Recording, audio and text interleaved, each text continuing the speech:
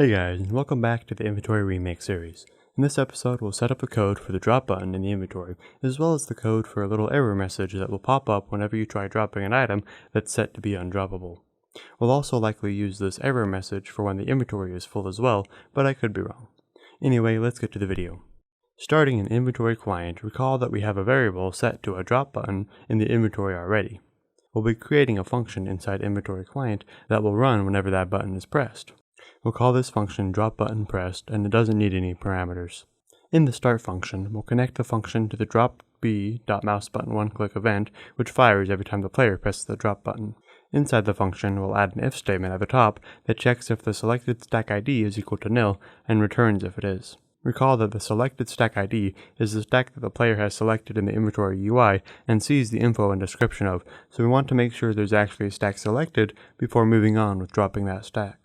Before we finish this function, we'll head over to Inventory Server and create a new function called dropItem, which will fire from the client using the signal module in order to drop the item in question based on the stack ID. We'll find the stack data from the stack ID parameter using our find stack data from ID function above.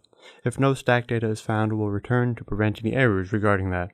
Then we'll create another variable called tool2drop, which will set equal to stackData.items1, which is essentially the first item of the stack and the item we want to actually drop on the ground.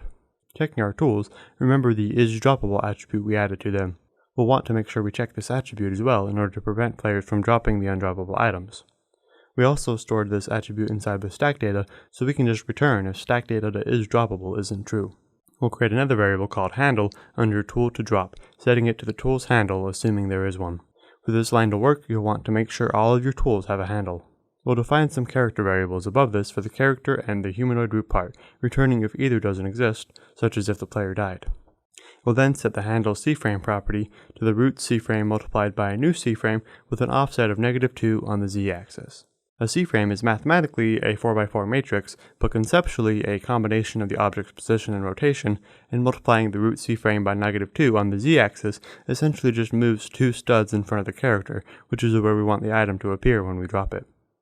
We'll then set the tool's parent to the workspace rather than the player's character or the backpack. Finally, we'll head to the start function and make this function runnable from the client by adding it to our signal module as inventory:_dropItem. Right here I made a typo and didn't capitalize the I in inventory, but make sure you do that, and I'll probably fix it myself later on. Inside the inventory client.dropButtonPressed function from earlier, we'll simply fire this new signal we created, providing the inventory client.selectedStackID as our argument for the stack ID to drop. I then realized I didn't capitalize the I in inventory, so I fixed that.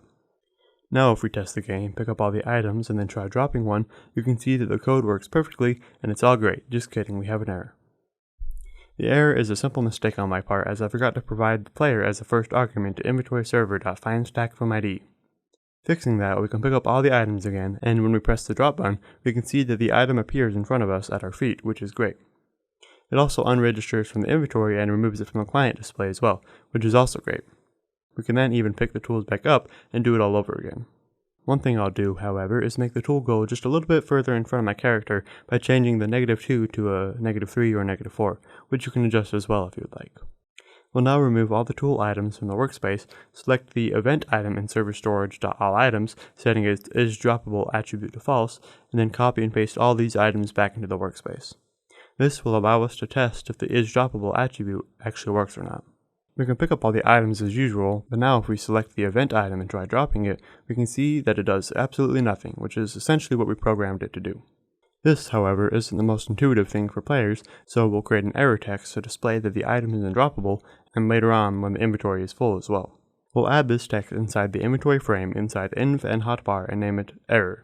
We'll set the anchor point so it's centered on the x-axis, and we'll position it in the middle right above the UI.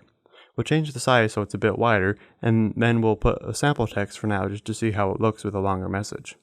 We'll change the color to red, text stroke color to white, and then the text stroke transparency to 0. We'll also change the font. I think it's looking quite nice, so we'll head to the inventory client script. Just to organize things a bit, I'll move my dropButtonPressed function to be right under the equipButtonPressed, just since that makes more sense to me, but it doesn't make a difference either way in the code itself with how it's set up. We'll create a new variable at the top for our error text, calling it error_t. One issue, however, is that we have no way of knowing from the client whether or not the item dropping was successful, So we'll head to inventory server.dropItem and add some returns to provide information on how the dropping went. We'll return false anywhere that the drop wasn't successful, and true anywhere the drop was successful. For now, we'll just put a false after the return that happens if the item isn't droppable, and leave all the other returns as they are so that they simply return nil. Now, to simplify this whole error display process, we'll create a single function that can take an error message as an argument and display that error, so that way we can reuse this function later on for other errors. We'll create a value called errorDB inside inventory client, setting it to false. We'll then check in our new function if errorDB is true, and return if it is, setting it to true at the start of the function and back to false at the end. This debounce will allow us to prevent multiple error attempts from overlapping one another in theory. We'll then reference the variable to our error text, setting the text to the message parameter we provided. We'll also create another value inside inventory client called error position, setting it to the error t's position at the start of the game, so that way we can tween the error from another position to the position we want the error to actually be. Back in the error message function, we'll set the error text position to the error position plus udim2 from scale 0,1, which should make it start off the screen, although we might need to play around with it later.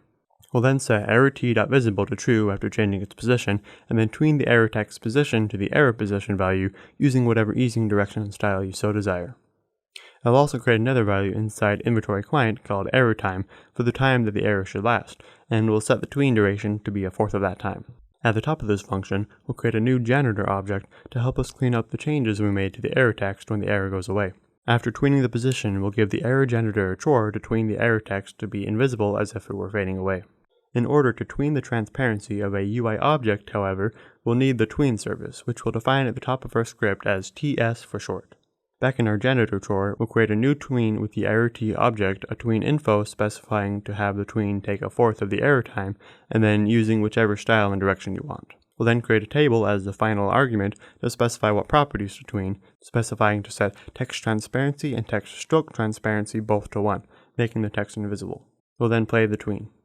We'll create a task.spawn, mostly just so this doesn't interfere with any other chores we might give to our janitor, and inside it we'll wait for the tween.completed event to fire using :wait, and then afterwards set the error ttext.visible property to false. We'll then move the line that sets the errorDB value to false to be inside this task.spawn, since we want the debounce to end once the error finishes fading away. Finally, we'll create a task.delay to wait for the error time value we created, but multiplying it by 3/4 to make up for 1/4 of the time we spent tweening the error out.